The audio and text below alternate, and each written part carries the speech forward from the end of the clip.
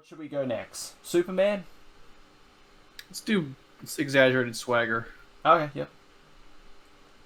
Go to exaggerated swagger of a Batman. So, third issue of John Ridley's Future State. Laura Braga and on the art with Arif Prianto. Did Braga do the previous issue? Yeah, Braga was the one who did the line work over Darrington's breakdowns. Okay, yeah. Sorry. Yes. Okay, so yeah, same art team. I was going to say, because it felt like in a lot of parts it seemed a bit more polished, like a bit more shinier compared to the previous issue. I don't know. Different colorists, I think, because Tamara Bonvillain did the art or did the colors for the last two issues, didn't she? I don't know. I'll have a look there. DC Future State. I'm pretty sure it's Arif Prianto that was also on the previous issue. Next, Batman. Okay, because Bonvillain did issue 1. Okay, so on DC's site, let's see. It was Prianto for number 2. It's Prianto for number 2. Yeah. So, yeah. For me, the art seemed like slight. I know it's despite the fact it was the same artist and colorist as the previous issues. The previous issue, it felt a bit more polished for some reason. I don't know why. But I guess because they've had more time. I guess because they've had more time to get adapted to the environment that they're in. Probably, yeah. But yeah, art aside, what do you think of the story to this one, the penultimate issue? I don't feel like I think my major problem is that it felt like it didn't really move the plot along fast enough that it needed to. But I did enjoy seeing I keep wanting to say Tim, but his name is Jason in this book. I keep seeing Jason's. It's either one, really. I don't give a shit. But I appreciate watching Jace in like survival mode. Like he has to use like a flare to cauterize a wound. He has like burner foams all over the city. He uses like a rock to beat a drone. It was a big rock.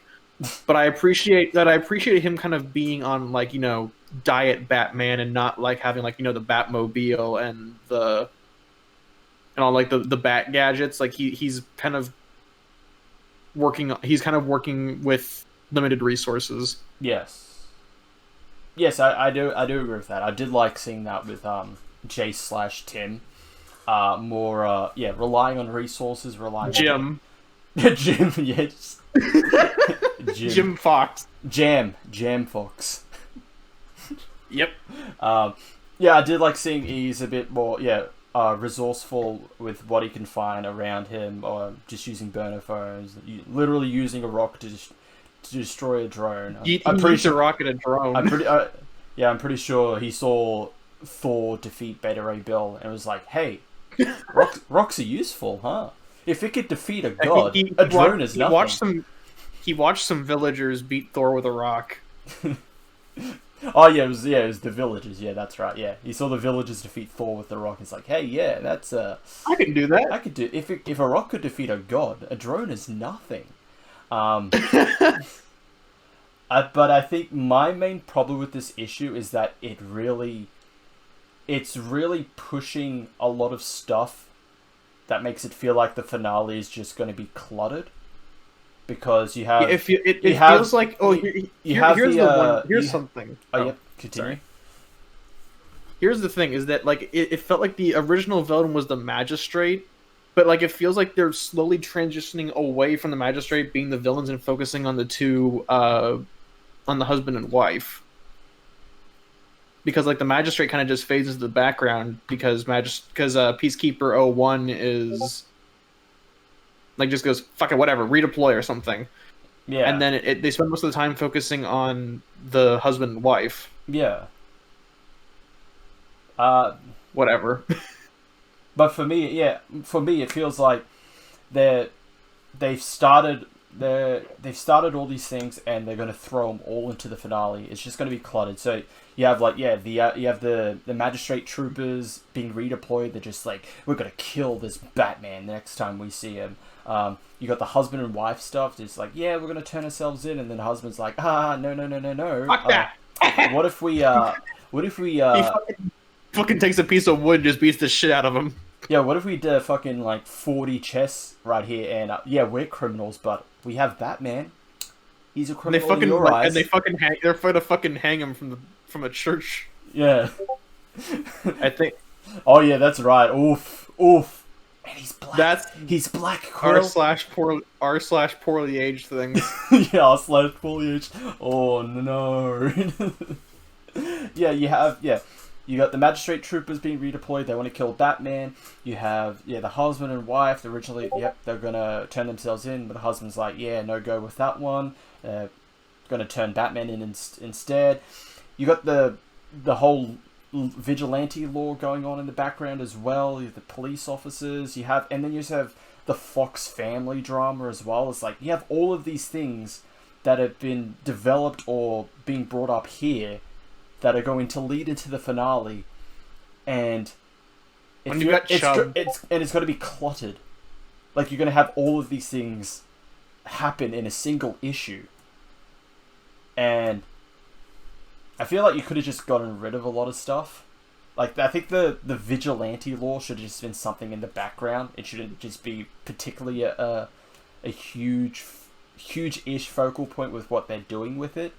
Like in issue 2, when you got like the scene with the mayor, that would have honestly worked a lot better with with Dark Detective. Yeah, because it's literally a plot carryover from Detective Comics from Tomasi's run. Yeah, and I feel like the Fox family drama, essentially that they're hinting Jace, Tim, he did something, and we're pretty much cleaning up the mess that he made. I feel like that is only there to set up Second Sons. That has like nothing to do with this comic, Next Batman. This is just there to like hint at like, oh, something happens. This is there for the sequel. Yeah, the sequel / prequel. Sure. Yeah. Okay. Yeah, because remember, Second Sons is supposed to lead up into it, despite the fact no one cares. It's future state. It doesn't matter, as we always say. But yeah, that felt so out of place and was just there to set Second Sons up. But yeah, it does feel like it's setting up the finale to be cluttered and just probably a big mess, and it's gonna probably rush a lot of things in order to finish it. Although I feel like with everything else with Future State, there's not going to be an actual ending. It's something's gonna happen, and then that's it. So like all Cape books. Yeah, pretty much. Yeah. But the main story itself, I was fine with. It was okay.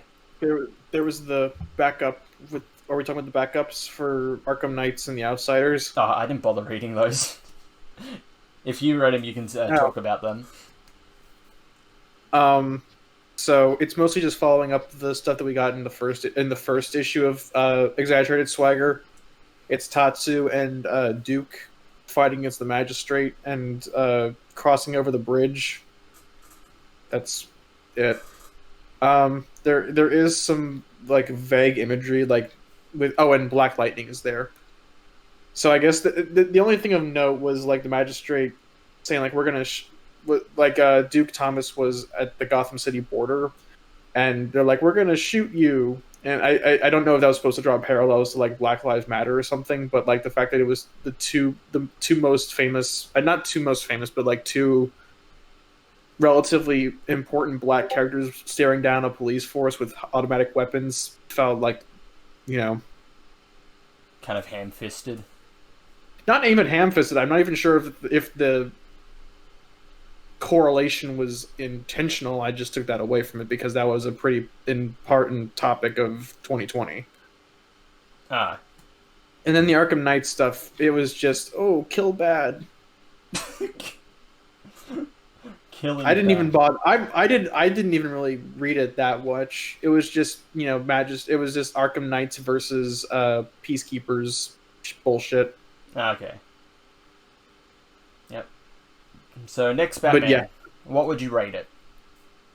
I'd give it a B. I rated the last one a B+, and this one felt like it'd slow down a bit, so I'm going to go back to my B grade from number 1. Yeah, I'd give it B minus on my half.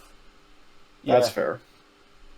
I just it did stuff I liked, but it does feel like it's gonna everything that they've pushed in this issue, it's just gonna clutter the finale. You just had like a lot of stuff that was going on.